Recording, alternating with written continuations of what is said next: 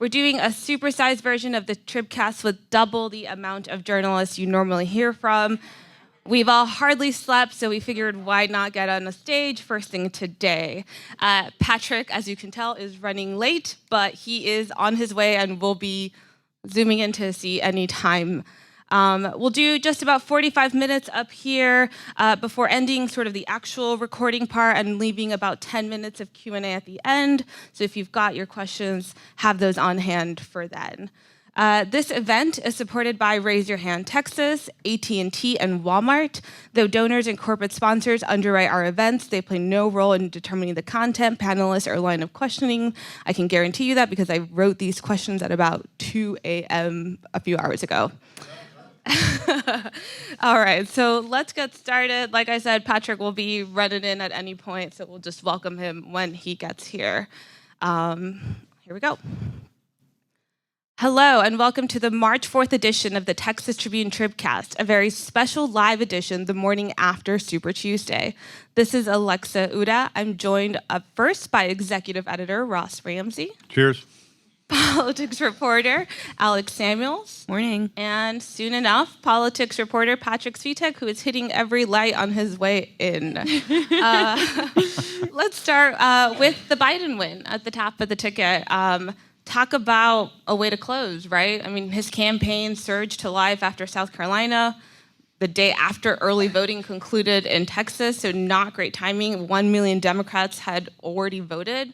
How surprising was this ultimately? It was pretty surprising to me. I was at a Bernie Sanders watch party for most of the night, and the mood of the crowd, it was just like a roller coaster. The early vote, Sanders was ahead, especially in Travis County. He was pulling through, and then the election day vote came through, and it was just like the needle just started tilting in Biden's favor. Obviously, he got a huge show of support. I believe it was Monday when Buttigieg, Klobuchar, and Beto O'Rourke all endorsed him. So he had all these quote-unquote establishment moderate Democrats backing him. So I'm sure that helped him in his final pitch on Super Tuesday. Yeah. Ross, were you surprised? I was a little surprised that he broke 30%. He was the happening thing after Monday. The polling that we did and some others did, the polling was a little bit all over the place, but most of the polling had Biden and Sanders within striking distance of each other. That's kind of how the night played out. That race called late, partly because everybody was waiting for Sanders to have a surge that he didn't have. But yeah, it's a little bit surprising, and it's a nice piece of momentum going into the next phase. The other thing that I noted in the presidential race was it looks like Bloomberg had, more support than I thought he was going to have. I thought he'd be down around 10 or 12%. He's over 15. So. Yeah. I can't help but look at the share of votes that Klobuchar and Buttigieg did pick up and think the difference that will make once we actually get all the numbers in and start doing the delegate math. I mean, it was a pretty sizable chunk. Mm-hmm. Right. And I think the idea of these endorsements and when they, eventually dropped out of the race, I do wonder, how do we measure the effect, if any, that those endorsements had? You had everybody ending up in Dallas, of all places, for this sort of like unity rally with surprise, surprise, Beto O'Rourke shows up. I mean, is there, until we get the election day versus early voting, I was going to say that's the number you're looking for. Right? How do we really make sense of this until then? Well, we got a perfect sort of petri dish here that you can, when we have those numbers, we have a different election in the early vote, different information in the election in the early vote than we had on election day. And you can see just directly, side by side, whether all those endorsements and all of the Monday news and all of the South Carolina result had any effect on this, or if that's the way Texas was going anyway. Yeah. Hi, Patrick. Good morning. All the red lights, huh? Yeah. So Thank you for keeping my chair here. Give us your thoughts. We were just discussing, Biden coming up out on top. Ross was surprised by the share of votes he actually did get. What did you make of him ultimately being the winner? Yeah, I mean, we're still breaking it down, obviously, but I think it was pretty clear that, he really did benefit from a legitimate, genuine kind of surge on election day. People who maybe were waiting to cast their ballot until election day to see who was viable, and obviously saw that strong show of support he got on the eve of Super Tuesday, which took place across Texas, of all places, where he was able to get the support of 3 of his former rivals, including Beto O'Rourke. And so, I remember just looking last night at the breakdown between early voting and Election Day in Harris County, and it was pretty stark. Sanders and Biden were basically tied in Harris County in the early vote, and then Election Day came around, and Biden had a huge lead the last time I checked on Election Day in Harris County. Yeah. And what an election day it was in Harris County. Yeah, it may still be going on. Yeah. Yeah, there's still a line in Texas It hasn't Southern. been over right? for that long. I do think that the idea of Beto O'Rourke eventually coming out, am I missing that he at one point said he wasn't going to endorse in the presidential? He did He say did. that. Yeah, he did say that at one point. He wasn't going to endorse, and he was particularly harsh about Biden. And so kind of interesting. A lot of his followers were like, Beto, how could you? He's not really a moderate, right? Like, we don't actually consider him a moderate in this spectrum of Democratic politics that is on display on that stage, do we? Beto O'Rourke? Not in his presidential bid. I don't think he is a, quote, moderate in the way that people would use the term to talk about Joe Biden. Yes, we're going to take your gun. I think, I think, O'Rourke's political brand has been more kind of, if you go back to his first, congressional race, and his Senate campaign has been more kind of disruptor than kind of someone who is, a maintainer of the status quo necessarily. So it was, I guess, a little bit off-brand if you put it in that context. Sure. So the actual importance of last night is the delegate count and the distribution of that, which is still sort of up in the air. Right. I don't think we even have all of the results yet on the Secretary of State's website. But if we look at what we do have now, what we know up to this point, at least on the statewide vote, it's looking like Biden, Sanders, Bloomberg.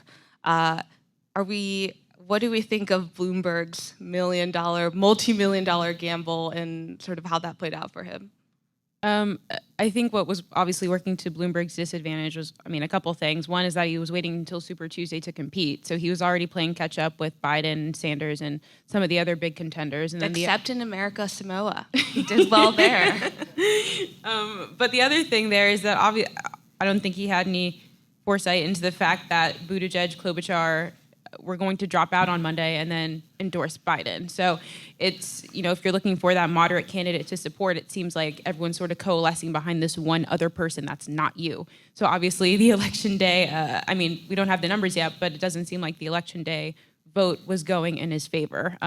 Of course, he spent a lot of money here in Texas. He had a pretty strong ground game in the state, but to just barely be above 15% and pick up, whatever statewide delegates he can get, it's probably not looking too great for him. The last I heard, he's going to reassess his campaign today, so we'll kind of see how that shakes out.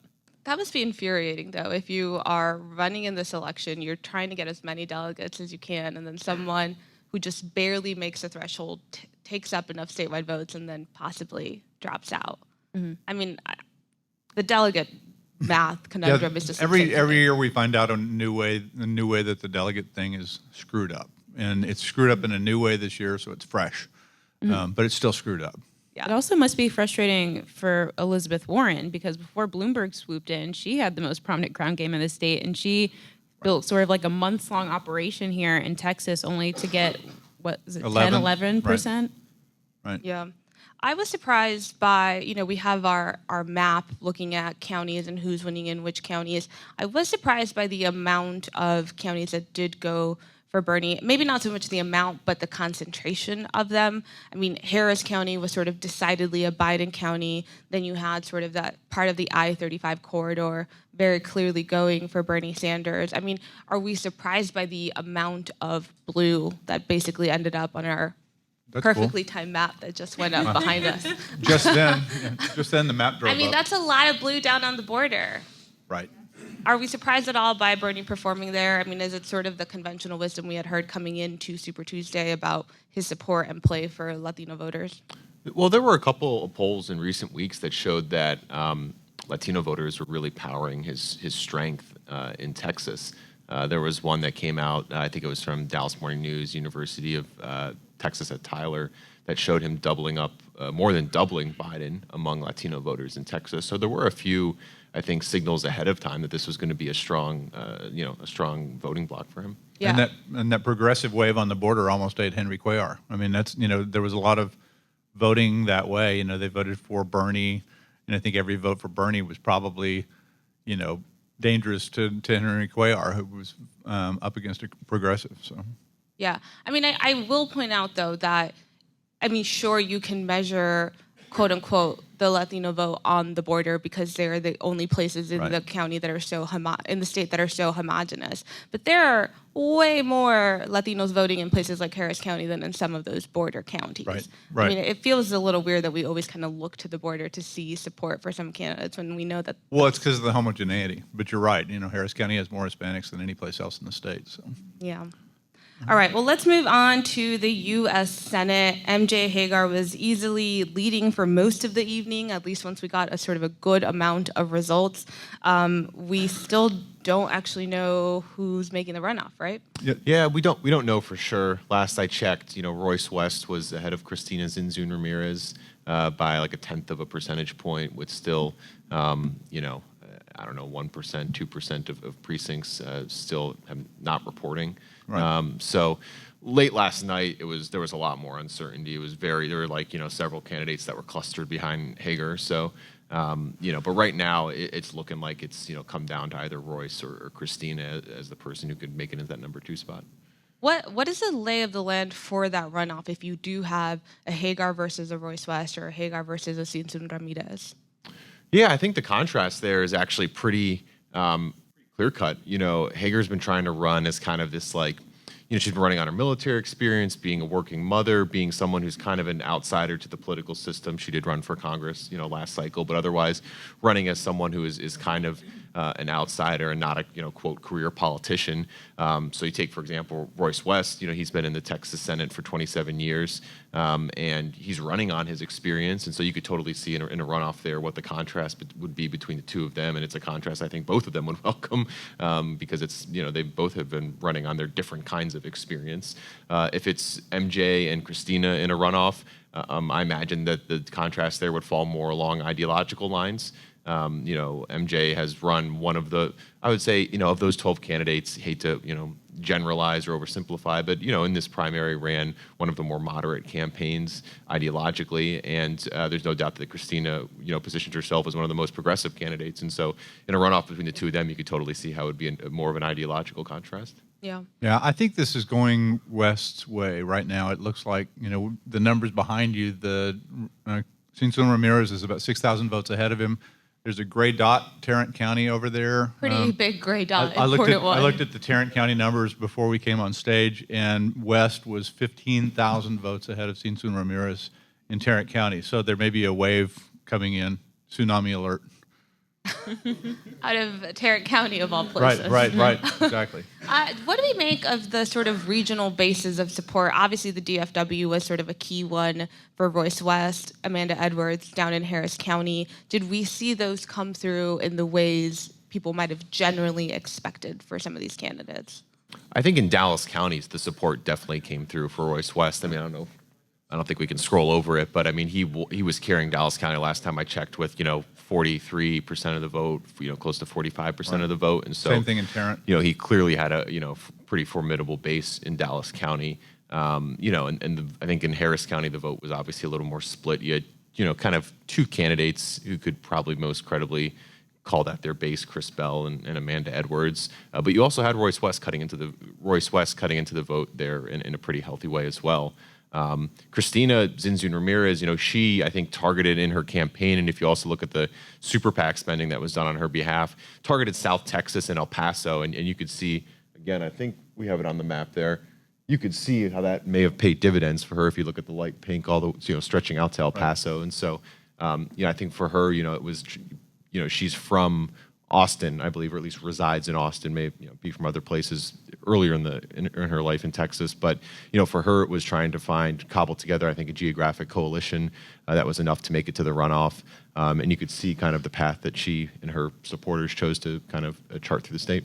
It's going to be interesting to see how much the others split the vote that didn't go to MJ Hager. And, when you get into a runoff, whoever it is, if you look at this map, she looks like she dominated the triangle of Dallas, Fort Worth, Houston, Austin, San Antonio.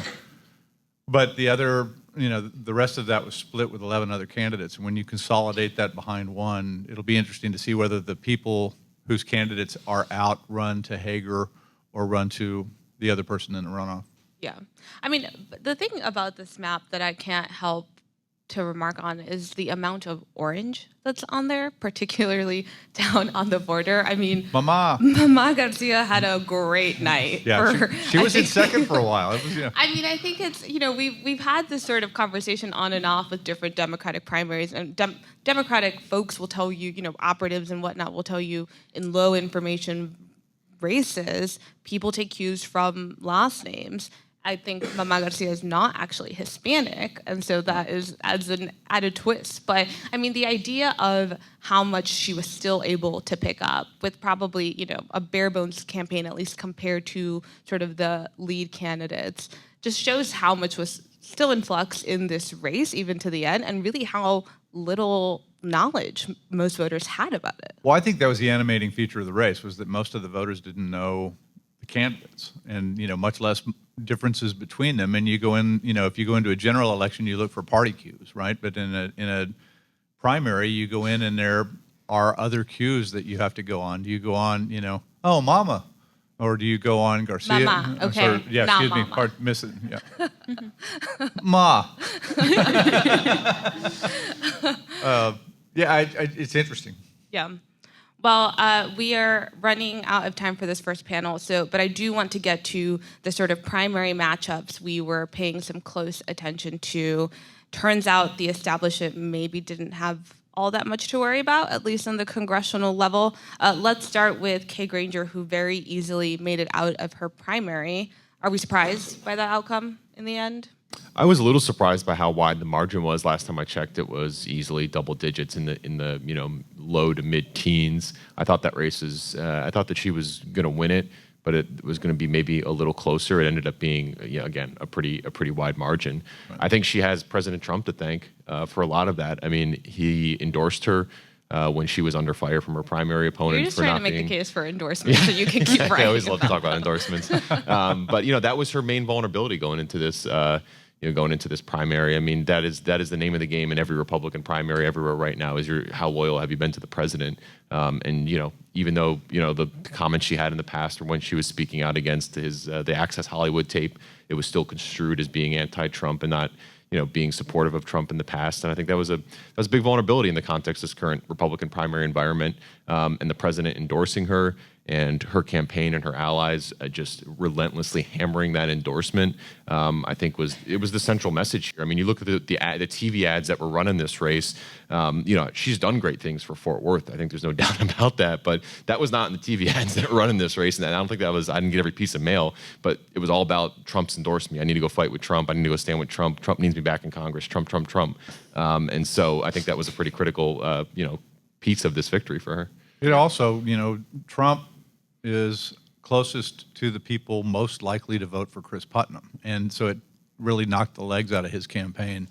If Trump had been with Putnam, that would have been a different race. But Putnam was running against the establishment, and Trump went with the establishment in that race. Yeah. Let's go to the other congressional primary that we were looking at, the matchup between Henry Cuellar and Jessica Cisneros down in my hometown of Laredo. Yeah, what happened, Alexa? There was one Evan Smith prancing around the newsroom at one point, so sure that Cisneros had a chance. Sure, it was close, but ultimately Cuellar made it out. Alex, what do you make of sort of, in reality, how close it was, and how much does Cisneros have to thank Bernie Sanders for that? I think the Sanders endorsement was probably a big part of her margin of victory. Of course, Cuellar has a lot of name recognition, like Granger has a lot of congressional clout. And he is, I can't remember what term he was going for, but he just has that behind him. 30th, probably. But I think sort of the progressive wave that we saw, I don't know where the map went, but the people voting for Bernie, as Ross said, down in the down the Valley area were probably also maybe voting for Cisneros. Yeah, I mean, we were looking at Bexar County at one point in the Right. night and thinking where the race was at. It was kind of early still, but looking at the early voting margins for Bernie and Bexar County and how that may have been pulling into that district that does run up from Webb County to San Antonio. And Cuellar was lucky, I think, in that light that he didn't have more of Bexar County. Yeah, he I mean, just has a little that's a pretty sliver of long it, one, right, yeah. But right. it's not as big of a population center as Webb County and the other combined Valley counties. In that tend to be. district, right? And it was clear that the Bernie voters were with Cisneros on that race. I think he saved it at home. Yeah. All right. Well, that's all the time we've got for this first panel. Let's give them a hand for being here so early. While we bring up our next panel, we've got 2 more sponsors to go to. Baylor University celebrates 175 years since its founding, while growing a research enterprise grounded in its historic academic strength and Christian commitment. Find out more at baylor.edu. And the 2020 Hot Luck Food and Music Fest features Maddie Matheson, May Lynn, and Gregory Gorday, just to name a few, along with Dinosaur Jr., Hayes Carl, and DJ Jazzy Jeff. It all goes down May 21st to 24th in Austin, Texas. Find out more information at hotluckfest.com. All right. Well, joining me now are managing editor Matthew Watkins, Hello there. politics reporter Cassi Pollock, Good morning. and Tribune CEO Evan Smith. Do you even know who Jazzy Jeff is? I have no idea who that is. Yeah. Guess what? I knew that. Is this the part where you start dunking on me for all my wrong predictions? The entire time. Yeah, well. You don't. Yeah. You actually don't. I look at the Cisneros Cuellar race and I think I was right. It was close, right? You, Come but on. you can't be right about being wrong. You said she was going to win. This is what it's like to work at the Texas Tribune. Even when you're wrong, you're right. You are almost always wrong, Evan. Hello. How's it going, Cassie? It's going great, Matthew. I'm You happy guys to be just here. have your conversation. We'll We keep have to have going our here. conversation. All right. Well, we're still waiting for polling locations to come in to really get a better sense for early voting turnout, election day turnout, particularly on the Democratic side. But I think Evan is dying to tell me about his reaction to last night's outcome at the presidential level. I am? I think so. Look, I would have predicted and did honestly think to myself as recently as yesterday afternoon that Sanders was probably going to win Texas, that the margin would be closer, but that Sanders would still win. It was nothing short of remarkable to see how the election day turnout differed from the early vote. The tell to me was that when the early vote came in 2 very large population centers, Dallas County and Harris County, Biden was effectively tied, maybe a tiny bit ahead of Sanders. Sanders was ahead on the early vote in Travis County, Bexar County, El Paso County, but Dallas and Houston, that's a significant part of the electorate. And the fact that Biden was able to hold his own in the early vote meant that if, as predictions came around, he did well on Election Day, he would be able to win. And really, it was at a point last night where we saw the early vote. I want to credit Jasper Scherer of the Houston Chronicle for being the first person to flag this last night, that when the Election Day vote came in, Biden was almost 2-1 ahead of Sanders in Harris County. And it was really that Election Day pivot ultimately decided the election. Look, what you said about the Cuellar winning and Granger winning, this was a bad night for the burnt ends of the brisket, right? Both sides, the left and the right, did not have a good night last night. And the establishment effectively had a good day. Yeah, I mean, there was a lot of questions coming into this election. Abby Livingston had a story after it was looking almost kind of inevitable for Bernie after a while, that the kind of panic among especially the establishment and the Texas Democrats. What does it look like with Bernie Sanders at the top of the ticket with all of our other plans in the state, whether it's flipping the Texas House or winning a bunch of congressional seats, being competitive in the U.S. Senate race, all those things. And I feel like what we saw here was a really the rallying that they were asking for. And, it wasn't a decisive victory, but you also saw it in the Cuellar race and MJ Hager leading the votes. If Royce West is the second finisher in the Senate thing, that's a reasonably moderate runoff between those two. Yeah, and right? so whether it's thinking strategically or whether it's where the Democratic Party is ideologically in Texas right now, the the answer seemed to be maybe not by a wide margin, but decisively kind of stay closer to the middle than going far to the left. But do we feel that the outcome helps, though? I mean, we heard about concerns that Bernie was not good enough at the top of the ticket in Texas, given the broader political stakes. You know, you had, obviously that was coming from Biden people for the most part.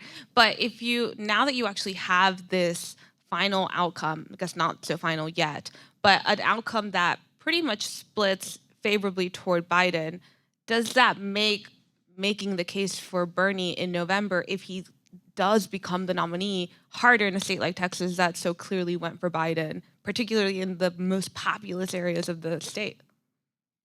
Yeah, ultimately, it's not Texas's decision, right? And there's a bunch of other states, and the biggest prize last night was California. Right.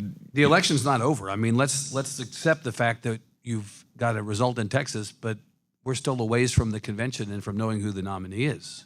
Look, however, if you're a Democrat in the business of trying to flip the Texas House, Cassi, you have to think that the Biden news is potentially good news, right? Because if the assumption, be proven out or not, that a more moderate candidate at the top of the ticket is going to help Democrats in the fall with the down ballot stuff. That was the anxiety that you're talking about. Sure.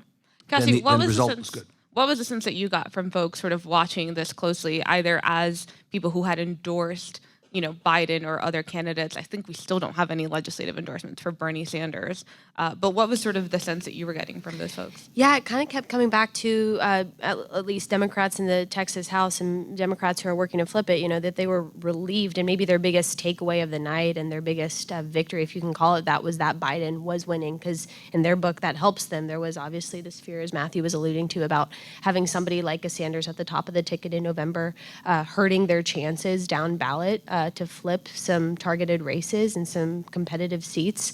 After last night, at least, you know, they can kind of point to that and say, "Hey, look, we're in better footing, on better footing, or in better shape than we were, you know, before Super Tuesday." Yeah. How do we feel, you know, the counties and the areas of the state that the Democrats are depending on to flip the House, right? You've got the DFW suburbs, you've got some of the I-35 corridor suburban counties, obviously the major metros. What do we make of how those split last night? Does it make sense to even look at Bernie versus Biden as opposed to just overall turnout? Though I don't think you can look at primary turnout and think too much about November. So if you work backwards from where, Cassie knows this better than anybody, if you work backwards from the numbers that the Democrats need to flip the House, it's a net pickup of 9. The bulk of those seats are in the DFW area and in Houston. And the Democratic turnout in those two areas was pretty big. Now, that's a primary. It's not a general, different in the fall. But Democrats are engaged. You know, I still think that the chances of the Democrats picking up the House, even with Biden at the top of the ticket, it's kind of 1 in 5, maybe. You know, 1 in 5? I mean, maybe 20%. I mean, it's not 0%, right? Sure. Which is significant. You just don't want to be wrong again. Well, no, but you know, look.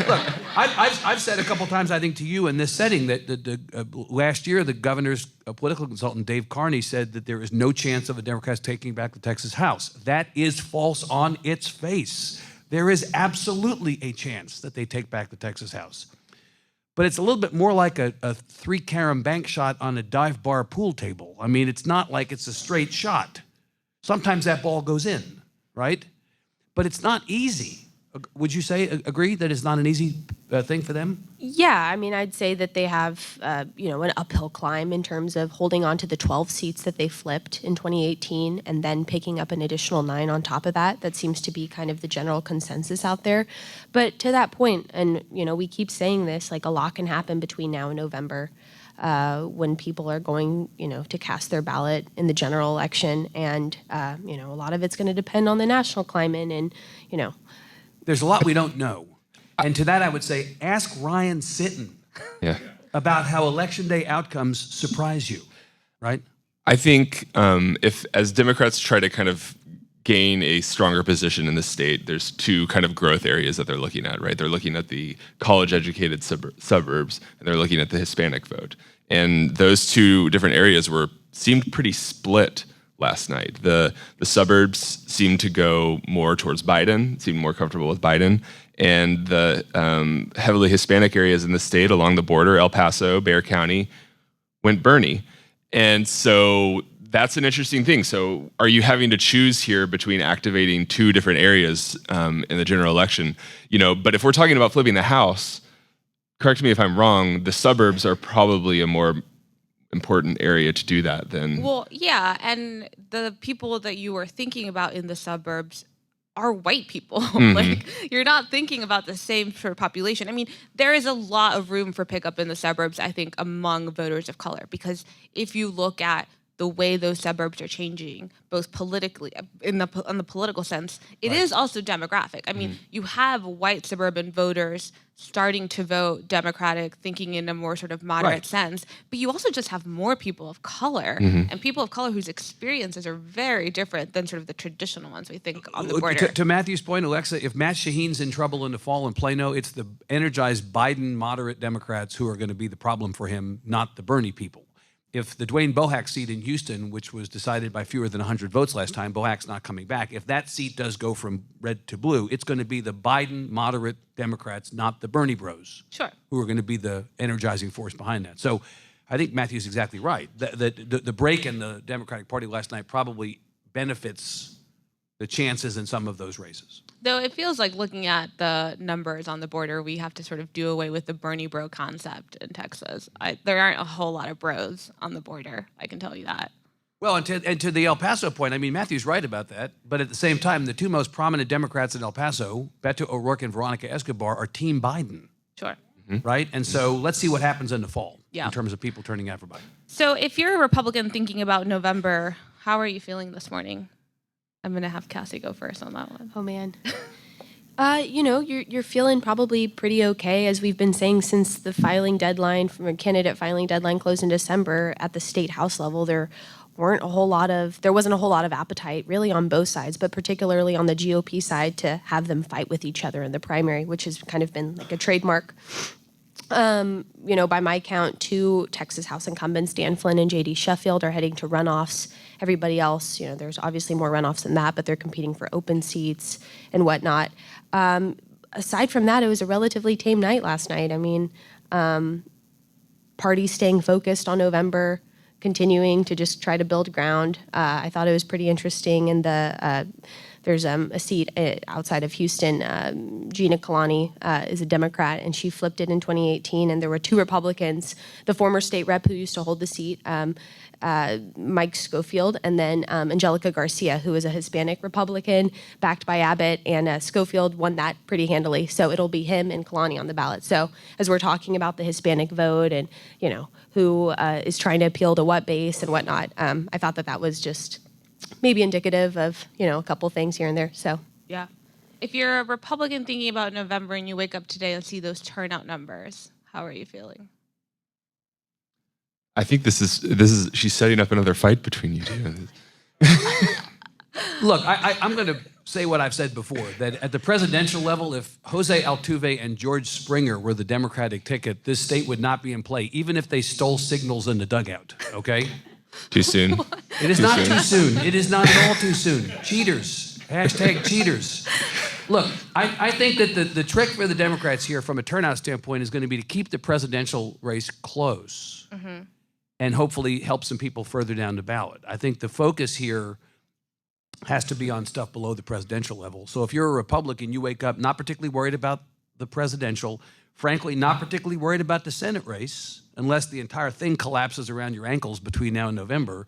You're mostly concerned that turnout is going to ultimately drive flips in the House, the SD19 seat in the Senate, and that's going to a runoff, by the way. Also, we haven't talked about that. The Democratic primary for that one leaves us with a runoff in SD19. And you're looking at some of those congressional races. You're wondering whether finally the dog caught the car on Congressional District 23. Democrats take that back finally after a couple of near misses. Are any of the other races, is the Wendy Davis-Chip Roy race affected by turnout? Is the old Kenny Marchant seat affected by turnout? Probably a harder lift. Is the Dan Crenshaw race, depending upon who the Democratic nominee is, potentially impacted by turnout? Is the Fort Bend County race affected by turnout? It's really further down ballot, I think. Look, I think there was certain Republicans who were giddy at the thought of a Bernie Sanders-led ticket in Texas. And to the extent that that's looking less likely, it's still a very strong possibility, but to the extent that the momentum has fallen from there, I think that's a little bit of a disappointing night for Republicans. And I also think, if you look at the head-to-head polls right now, they're pretty close. You put a hypothetical Democrat against a hypothetical Republican, and there's a pretty close margin. I'm not saying, look, the Republicans should feel cautiously optimistic about 2020, especially at the top of the ballot in Texas. But I think the caution is fairly new, and nothing changed last night to remove that caution. In fact, it probably kept that caution, or maybe made that caution feel more cautious. Well, Anyways, I really ran out of steam there. Yeah. He's barely slept, y'all. You're forgiven for that. But I thought what Cassi said is exactly right. That probably with Biden as opposed to Bernie coming out at the top of the presidential, that is probably a net positive for the Democrats thinking about their prospects, at least on the House. Yeah. Right? And that heading into redistricting, that's the ball game. Honestly, if the Democrats are thinking about one slice of this election cycle, it's not really the presidential, although it would be a game changer if the Democrats won Texas. It's not really the Senate race, although that would be a game changer too. It's not really the Texas Senate, certainly. It's not even the congressional seats. It's the Texas House because of redistricting and the prospect of getting back the speakership. That's the big thing. And in that respect, it was probably a slightly net positive night. Yeah, I mean, I've been thinking a lot about say they don't get the 9 seats that they need, maybe lose some of the 12, but if you can close the margin in the House enough, if you can pick up 1 or 2 congressional seats, even if you don't flip the House, that is still at least gaining some ground on redistricting, because Republicans can no longer draw lines and say, we're protecting the incumbents. That's the reason behind those lines, because the incumbents are now Democrats. I mean, I do think we've been thinking a lot about this as like a zero-sum game in terms of flipping the House and the effect that has on redistricting. But I also think that there's an extent to which even narrowing the margin could make a bigger difference than we've kind of been thinking about.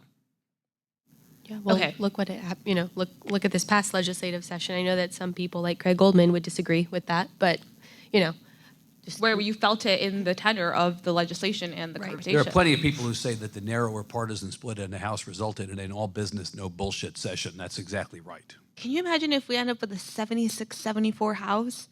Some of us have been alive during a House in which you had 76, Listen, 74. I've been alive. I just was in school, K through 12. Right. All right, let's talk about turnout. And I will start this conversation by saying I am very cautious, to borrow Matthew's favorite word this morning, about taking much from the numbers we saw yesterday and will continue to see and extrapolating to November. I'm very cautious. That said, turnout was kind of nuts in some of these places. Yeah, it's still lower than it's going to be in November, and it's hard to say who didn't show up. But yeah, I mean, you talked about people waiting 6 hours in line in Houston to vote. Obviously, I think some of the responsibility of that falls on the people who are running the elections, but also not just some. Yeah, but also it's an indication that a lot of people were excited about this race, and I think Democrats hope that continues going forward. Alexa, you know that I'm kind of on the warpath about this. The last voter at Texas Southern University last night cast his ballot at after 1 a.m. If you are making students at an HBCU wait 7 hours to vote, you are asking to be accused of voter suppression, and you are asking to have your ass hauled into court. Now, let's be clear. The responsibility for that is not on the state. It's on the local election administrator, who in Harris County happens to be a Democrat, right? So what the hell happened at Texas Southern and in other places where the lines were that long? No one in 2020 in this country should have to wait 7 hours to vote. I don't disagree at all. But let me back up before we talk about Harris County to say that the lines that we were seeing and the wait times that we were seeing after polls closed were not exclusive to Harris County, right? Travis County was pretty bad also. Yeah, I mean, there were voters at Texas State that were 3.5 hours. They were looking at 3.5 hour waits after polls closed. I mean, Right. this was there, and Texas State, a place where there was a lawsuit in 2018 over not enough early voting. This time they got 12 days of early voting. They got an early election day site, and there were still insane lines. I mean, I do think that there is a portion of this that was unexpected turnout. We're still waiting to see the early voting versus election day. I do think there's a portion of that. Harris County, though, was a hot mess. I mean, without a doubt, in ways that obviously disenfranchise people. Right. The idea of waiting 7 hours in a line, like, if you don't have childcare, if you have a job the next day, I mean, that is not something that's accessible to anyone, and it's problematic. And we will have more reporting on this later today. But I think the thing we do have to think about is elections are run by counties, but the primaries are run by counties in partnership with the parties. And in some places you've got shared primaries, and in some places you've got joint primaries where people can vote. It's like in Travis County, you go up and you're voting next to a Republican and they've got a different ballot, but you're voting on your machine and you might be voting Democrat or vice versa, and you can vote in the same sort of machine. Harris County did not have a joint primary, and so they had to divvy up machines between Democrats and Republicans. And once polls closed, some of those Republican places were closed at 7 p.m. They had zero line, and the Democrats had hundreds of people still waiting. And there's just machines sitting there unused, right, when that's going on. Well, and you can't use them is the thing, because you can't reload a ballot that quickly and convert a machine to a Democratic machine. That said, I mean, I don't think that you can look at what happened at TSU and not think about how problematic that was for so many people who literally cannot afford to wait in a line. When upper middle class white kids at SMU were waiting for 7 hours to vote, talk to me about what happened at TSU. I mean, I just think it's a bad look. It may be entirely coincidental that at the HBCU, people are online for 7 hours to vote. It may be entirely coincidental, but it is a bad look in a state where we've had problems with voter access, voter protection, and allegations of voter suppression. I just don't see any other way to say it. Yeah, no, absolutely. And I think the idea of thinking about, if you think about wait times in general, people often look at wait times and it's like, oh, great, people are coming out, it's enthusiasm. Oftentimes, it's also just like a lack of a faulty way of allocating resources, right, at the election level. But we should point out that in Harris County, you can now vote at any polling location. They are now part of the countywide voting the way many other big counties are. I don't disagree that it was problematic that at TSU in particular, people were waiting 7 hours. I mean, like, that is outrageous. I mean, 7 hours. It's insane. Also, how about the people who waited 7 hours? Yeah. Let's give credit to those patriots, right? Yeah. Pretty great. But, it's the sort of thing where you can be inspired by them, but it's also outrageous. Like, you should also be outraged by it. But it sucks, though.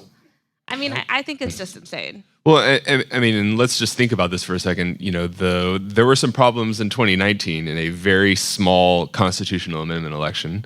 There were these problems in a primary, a big primary, but still a primary. We, have a few months now till November where turnout's going to be even higher, where the stakes are going to be huge.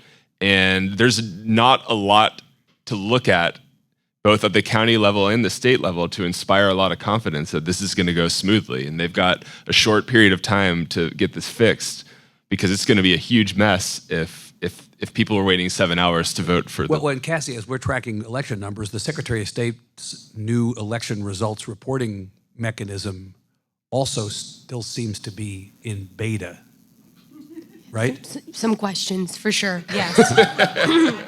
Cassie's so nice. Well, we came in this morning and we're saying, does Harold Dutton have a runoff or not? Secretary of State's page says Harold Dutton doesn't have a runoff. Harris County says Harold Dutton does have a runoff. Right, the SOS's website. One example of many that we could cite. Right, yeah. I mean, I do think, thinking about November, like, if I'm a county election official, I'm waking up today and thinking, holy crap, how are we going to figure this out? Going into an election that will be the first one without straight ticket voting, when you're going to have an insane, it's become like a trivia thing, how many times can we bring up straight ticket voting on the TribCast? But you're going to have these insane ballots, and a lot of people have thought, okay, this primary will serve as a sort of test run. All the uncontested races are up there in some of these big counties. You've got all these like random propositions that the parties drop in, you have to go through them, and it didn't help that a lot of the new machines, you have to go one race at a time on every screen. But I can't help to think, what the heck are we going to do in November? And what is this going to look like then? If in reality, the counties can't get more machines between now and November. That's a pretty unrealistic thing. And so you've got to think something's got to change. And there's been a bunch of reporting. You three may know something about this more than I do, but there's been reporting over the last couple of days that we've closed some number of polling places in the last number of years, which people are assuming is part of the problem. I don't know whether it is or is not. I think it's part of the problem in some places. I don't think it's part of the problem in the places people think it is. And to overgeneralize and look at the total polling locations that have closed is not a good look. That might be a good story for a news organization, huh? Well, and Is all the liberal cable television complaining about the number of polling places closing true or false in terms of the outcome? And Alexa, you told me last night, I believe, that the Texas Southern polling place is a new polling place, right? So this is a place where people didn't get to vote until this year. Yeah, I mean, I think one of the many factors that played into the mess that was last night at TSU is that this was a new polling place. Harris County Clerk's Office was really proud of creating a new polling place at an HBCU. That also meant that they had no historical data to go off of to know how many people were going to show up. And the way Diane Troutman said it to me last night is that more people had voted at TSU on election day, hours before the last person voted, than had voted there in all of early voting. Who could have imagined that black voters would be pissed in 2020, huh? Right? Couldn't have predicted it. Well, Can we talk about Ryan Sitton for 10 seconds? Okay, you've literally 10 seconds. Seriously? Every election cycle, there's one race where you go, what happened? A guy who spent $2,000 and had 12 followers on Twitter beat an incumbent Why do you keep mentioning state. the Twitter thing? That doesn't matter to real people. It matters to me. I am not a real person. You are not real people. 12 is so small. 12 is like my dad has more than 12 followers on Twitter. Okay, Right, Mr. Watkins. And Yeah. Mr. Watkins run against Ryan Sitton. Look, the guy spent $2,000, ran no campaign, and beat a statewide Republican elected official. Right? I mean, come on. And didn't just beat him, pasted him in the primary. Do we have any idea what the hell happened here? I mean, we can guess. The person who beat him happened to have the name of the former U.S. Speaker of the House from Texas. That had a good ballot name. Had a good I ballot love name. a good ballot name story. Jim Wright. Right? I mean, it's really hard to tell. We haven't talked about Robert Morrow either. Who, Oh my God. Don't talk about him. He'll hear it. I'll let you lay that one out. That's what he wants. Do I have to lay it out now? Yeah, basically a person known for his sexist and racist rants online, winning or not winning, being the leading vote getter in a Republican primary for a Republican seat, traditionally Republican seat on the State Board of Education.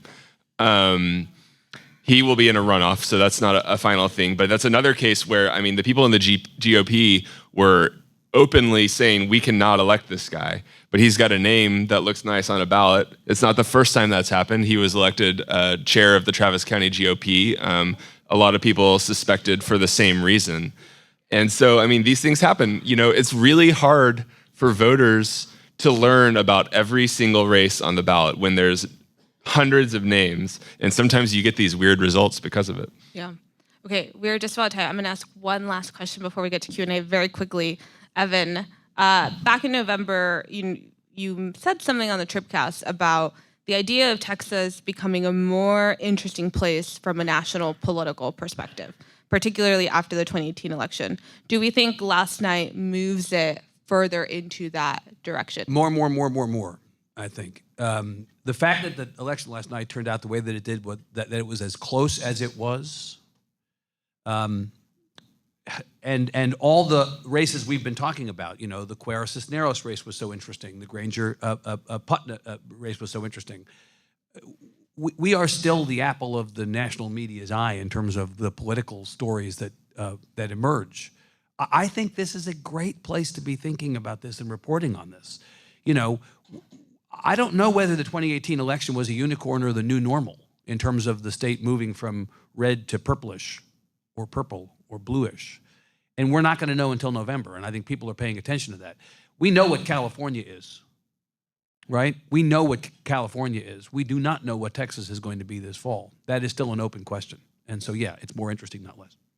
All right, well, that is all the time we have for today. I'm about to sound like Evan reading the long list of TribFest sponsors, but bear with me. As always, thanks to Spoon for our theme music and to Texas A&M University, Raise Your Hand Texas, Baylor University, and the 2020 Hot Lick Festival are sponsors this week. On behalf of Ross, Alex, Patrick, Matthew, Cassie, Evan, and our producers, Michael, Ray, and Regina, this is Alexa. Thanks for listening.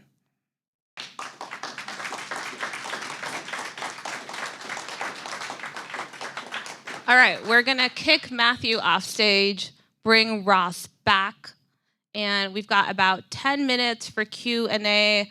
We'll have a mic. We'll get to you, and then you, and then you, and then maybe you. Jessica, can start back there. And in the interest of time, let's make sure your questions end with a question mark so we can get through as many as possible. Well, I had 3 items. You didn't talk about Pierce Bush. First time a Bush is not Pierce Bush. Yeah, who? It's more like Bush pierced. He had actually, but he had a tepid endorsement of Trump. Then you take, as you mentioned, Rob Morrow, who is a big anti-Trumper, and he got 40% of the vote. How do you justify those two? And Ryan Siddon, to answer your question, I got at least 3 texts from people I know around the state questioning his ability to be a valid candidate due to a subterranean texting program he was involved in and accusations whether they were true or not. Who wants to take it? You guys have to share the microphone. You're assuming that the voters have more information than I think a lot of the voters have. They don't necessarily associate this one with Trump or not with Trump. Sometimes they do. My bias on the Sitton thing is that he's a railroad commissioner. Most people don't have a clue who the state's railroad commissioners are. And or what they do. And you walk into a booth and you look at it and you see, in a primary where older white people are dominant, they see a name, Jim Wright, when, people my age all know who Jim Wright was and have no idea what a sit-in is.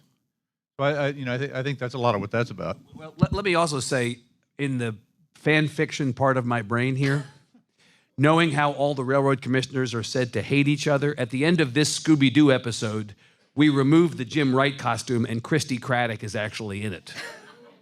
Right? I mean, I wonder what the hell happened here. I mean, seriously, this just doesn't make any sense. Why? I don't think you named 3 things that I don't think are in any way related. Right? Robert Morrow winning, or at least coming in first place in that primary, is probably, to a large degree, what Matthew said.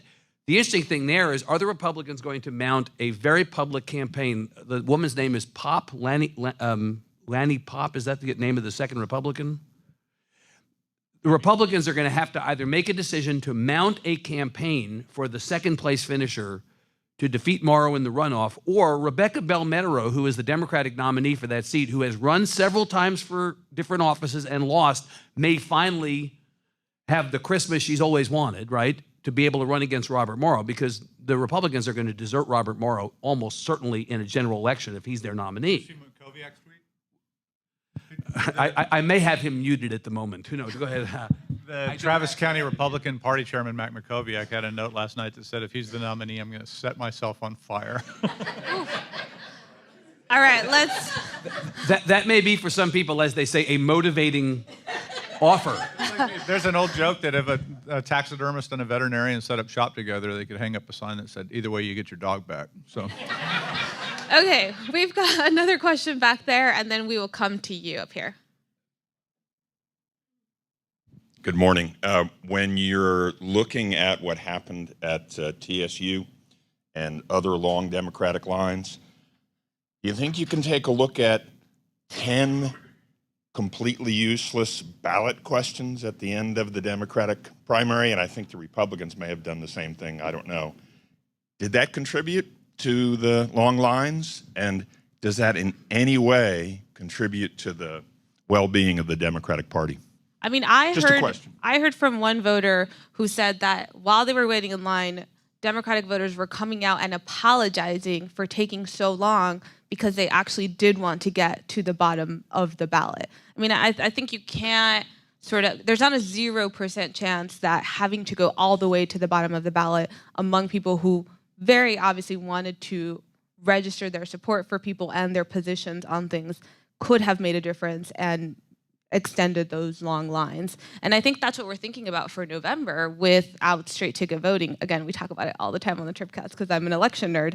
But the idea of losing straight ticket voting is going to be huge in November, and we have no way to measure for it. And it is possible that we will have even longer wait times come then because we have no way to actually prepare for it. It's an inventory load problem. You know, you've got this many people trying to answer this many questions in this amount of time. How many slots do you need for them to move them at a reasonable pace? And, you know, I mean, it's not a simple problem, but these guys are supposed to be pros, and, you know, it's done successfully in some other states. So.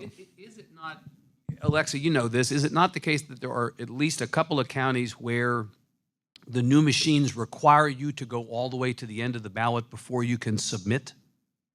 I believe, yes, you have to go all the way, even if you don't make a selection right. all the way. Not every place, but you have to literally page through every single thing. I mean, every single time. It's a mess. And again, come back to the idea that there are 254 counties with 254 elections administrators and 254 ways of doing this. This is not really the way to run a state of 29 million people.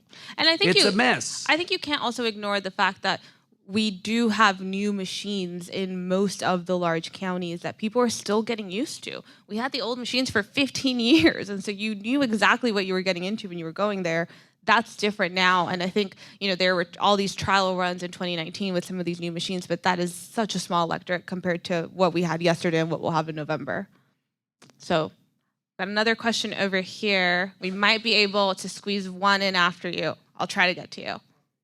Okay, I'm old. I get to vote by mail. I love it. I'm a much better enlightened voter because of that. Do you see any signs of any kind of movement toward getting either vote by mail across the country, at least across the state, or electronic voting? No. I mean, it's... My daughter lives in Seattle, and everybody who's a registered voter got mailed a ballot that they could fill out and mail back in. It's almost like they wanted them to vote. What I can tell you is that it's very unlikely you will see any legislation, which is what would have to happen. There would have to be a change of law to do any of this. But I think it's pretty unlikely that this legislature goes anywhere near this. I mean, the conversation about elections at the Capitol, they're so polarized. Everyone kind of starts from their corners, from a partisan place. The debate over voter fraud, in-person versus mail-in, and the way those two things are often conflated causes its own issues that I think the idea of having constructive to the extent that it leads to a change in law and voting that people are asking for, I think that's a pretty small chance. And we wouldn't be able to even have that conversation until January 2021. All right, we've got time for you. I think you might be the last one, but we'll see. Okay, what's on everybody's mind as soon as we leave here is what effect would be the corona effect on politics. We already know what effect it had on Wall Street, and we're in a recession. But politically, the perception that it is something that is God sent because it came out of the blue, okay, is natural, is not like climate change that is man-made. What effect would it have in politics as far as the perception of people, if, towards more fundamentalism or more empiricism? We talk a lot about things that could change between now and the election. I think coronavirus is a big one. What do you think, Ross? People are afraid of being, out in, public places, that could affect it. It didn't seem to affect the lines yesterday. Everybody stood there right next to each other, without the ability to wash their hands, probably touching their faces the whole time. I think it's kind of a scare right now. It's hard to see what the long tail is on it.